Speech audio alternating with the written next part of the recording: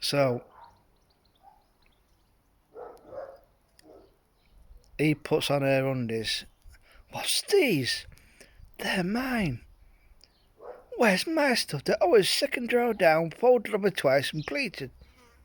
I put your stuff to your side. I know, because you know all the rest about him having the stuff in the kitchen, and he's got a marker board. When you take a tin out, you rub a marker off. When you get down to two, you know you need some more. He tries to do spaghetti bolognese, al dente, of course, but no tomatoes, no tomato puree, blah blah blah. And then next day she gets it right, and he's quite chuffed. But then we see her, don't we? Chillaxing in the 1970s bungalow living room. Listen to some classic. Then she looks up and it's 5:45. Now, she has been conditioned to live in fear of his OCD, you know, but she just completely forgot herself. So then she panics. I'm not sure she spills a drink. Scratches the record. Don't put it back into the album sleeve properly. Puts it in a random place.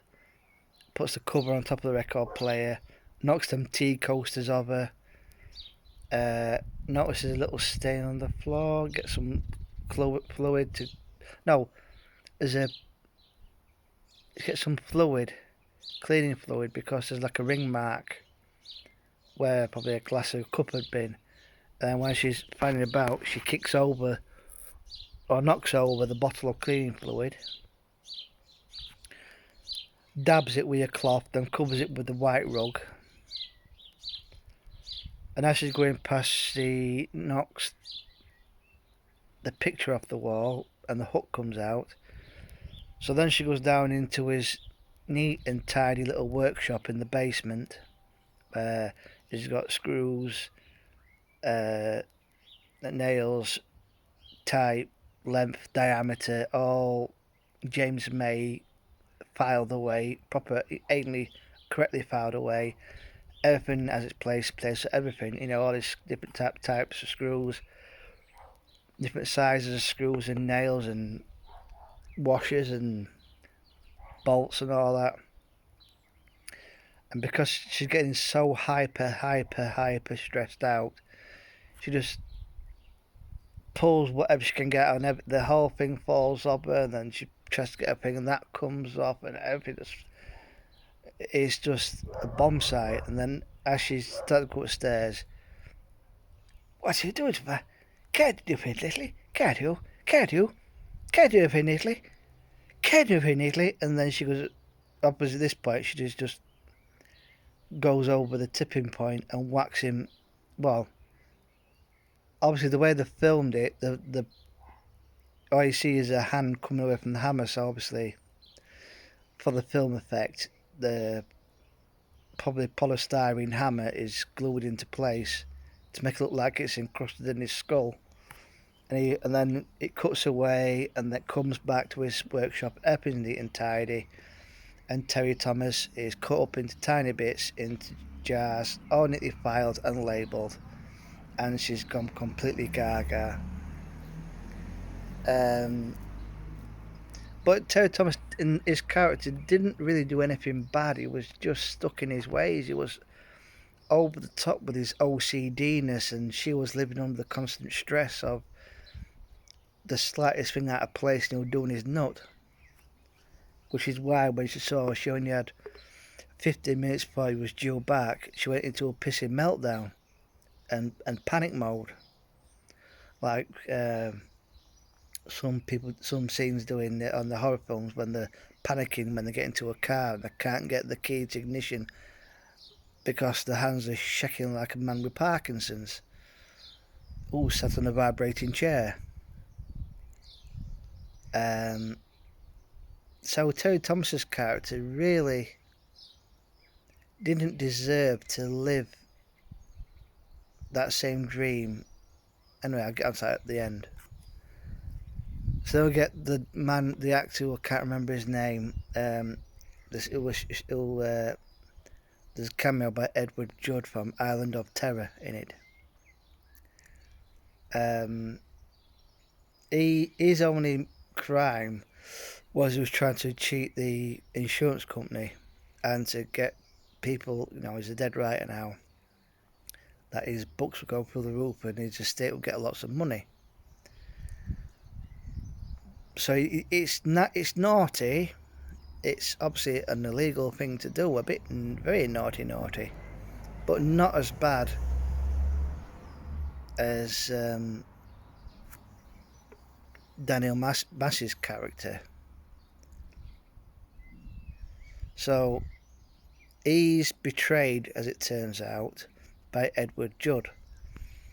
But the comedic thing is, two actors from the Doctor in the house and Doctor on the job, whatever, they want a cadaver to experiment on for their pathology exams.